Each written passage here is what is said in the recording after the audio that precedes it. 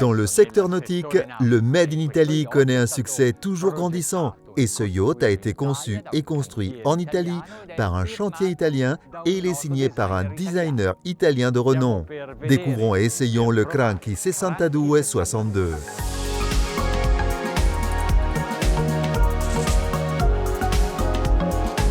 Un peu plus de 20 mètres de long et un flybridge, grâce à ces deux caractéristiques, ce bateau est lui aussi un des fleurons de la flotte Cranchi.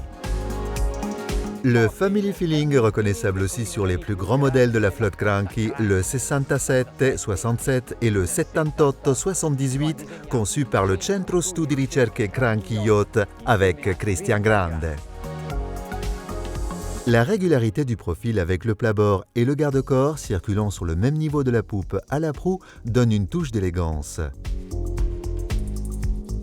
Les flancs sont façonnés avec des lignes poussant vers l'extérieur, la partie où sont regroupés tous les vitrages et les hublots. Cette forme donne du dynamisme à la coque. La magnifique proue verticale renforce le caractère contemporain du projet et étire la coque. La couleur choisie pour ce modèle est originale, gris aurore. Il défie ses grands frères avec des espaces de détente au confort absolu. À l'avant, il y a un grand salon avec un sofa orienté vers l'avant et un bain de soleil au dossier réglable. Toute cette zone peut être abritée par une voile d'ombrage que l'on pourra monter sur des barres amovibles.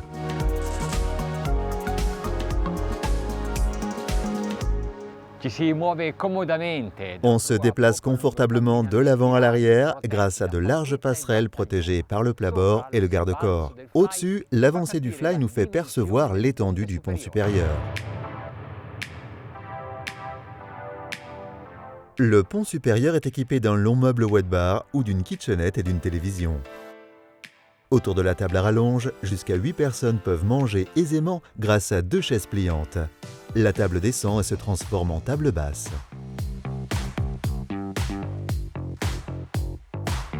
À l'arrière, un joli bain de soleil, tandis qu'à l'avant, juste à côté du poste de pilotage, un canapé. Tableau de bord moderne et fonctionnel.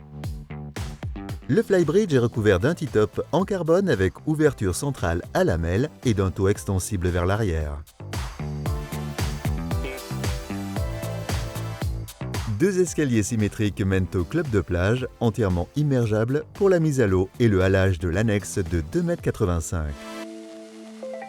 En cas de besoin, la plateforme de bain peut abriter une annexe ou un scooter des mers.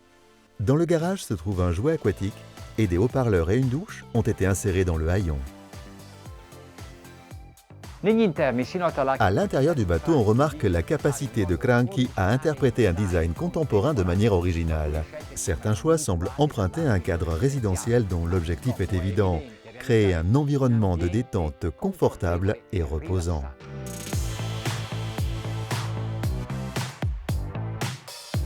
Il y a une continuité claire entre les espaces intérieurs et extérieurs permettant un passage du salon au cockpit sans compromettre classe et élégance. À l'intérieur, on trouve du bois de teak au plafond et sur le plancher en chêne teinté teak avec incrustation de wenge, tandis qu'à l'extérieur, on retrouve le teak au plancher et au plafond. Les grandes marches de l'escalier sont magnifiques, très épaisses et sont un véritable élément d'ameublement. La partie arrière du salon est conçue comme une extension de l'espace extérieur. C'est pourquoi la cuisine y a été placée. On pourra aisément servir les invités à l'intérieur, autour de la table en marbre, ou à l'extérieur, autour d'une table en bois de teak et en acier pour 6 personnes. Les zones d'amarrage sont dissimulées ainsi que le 3e poste de commande.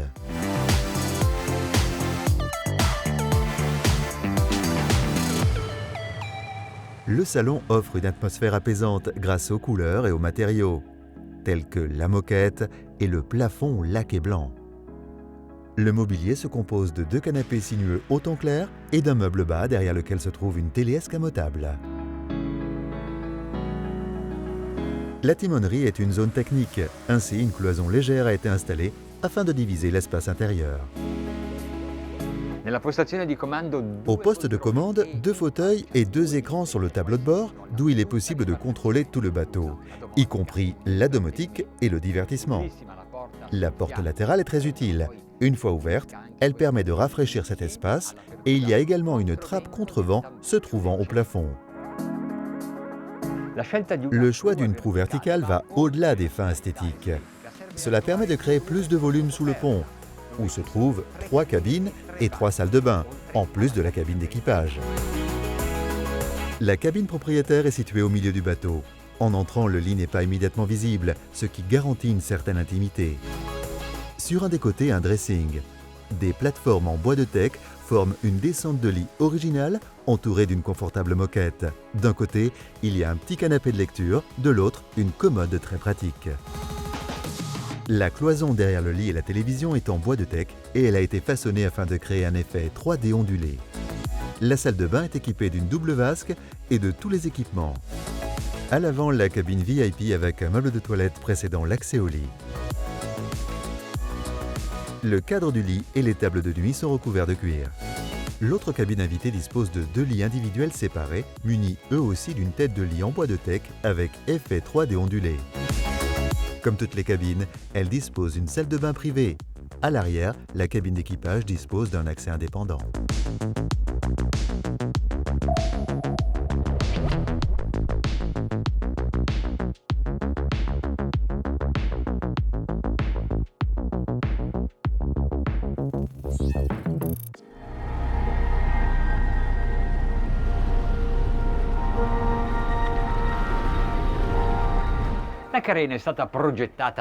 La carène a été conçue par Aldo Cranchi en collaboration avec Volvo Penta pour l'installation de 2 propulseurs IPS 1350, moteur D13 à 6 cylindres en ligne de 1000 chevaux chacun. Et le pod drive de Volvo Penta, bien sûr. À 800 tours minute et en déplacement à la vitesse de 7 nœuds, avec un plein de carburant, on pourrait parcourir plus de 1000 milles. Un système de contrôle automatique des intercepteurs est présent et permet de régler non seulement l'angle de course, mais aussi le gîte latéral de l'embarcation, dans les virages ou avec la mer ou un vent de travers, afin que le bateau soit le plus horizontal possible, parallèle à la surface.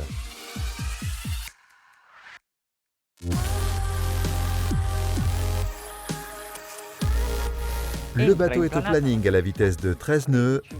À cette vitesse, la consommation est de 10 litres par mille. C'est à ce moment-là que commencent les vitesses de croisière.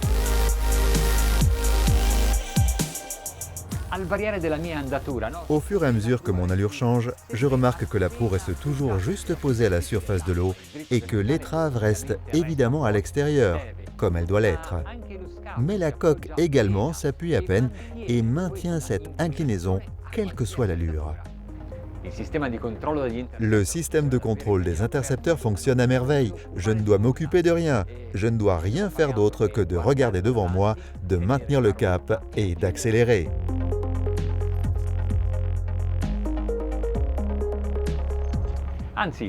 Eh bien, en ce qui concerne le cap, je dois dire que je peux lâcher le gouvernail, même lorsque les vagues frappent au niveau de la hanche, de l'étrave latérale ou de travers.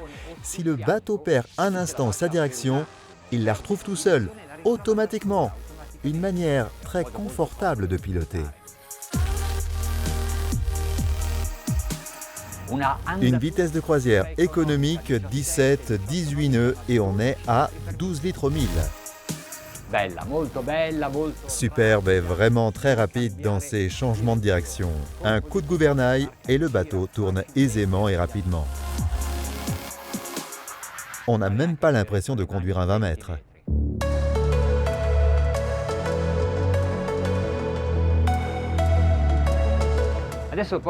J'amène les moteurs à leur vitesse de croisière maximale.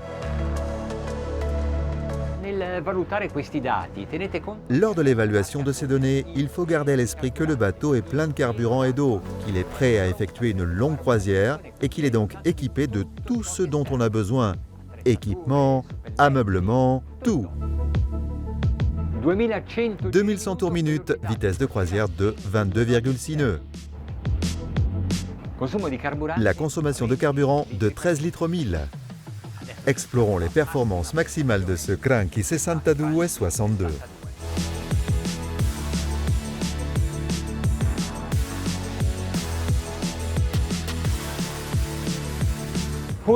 Même en naviguant contre le vent, on a atteint une vitesse maximale de 28 nœuds.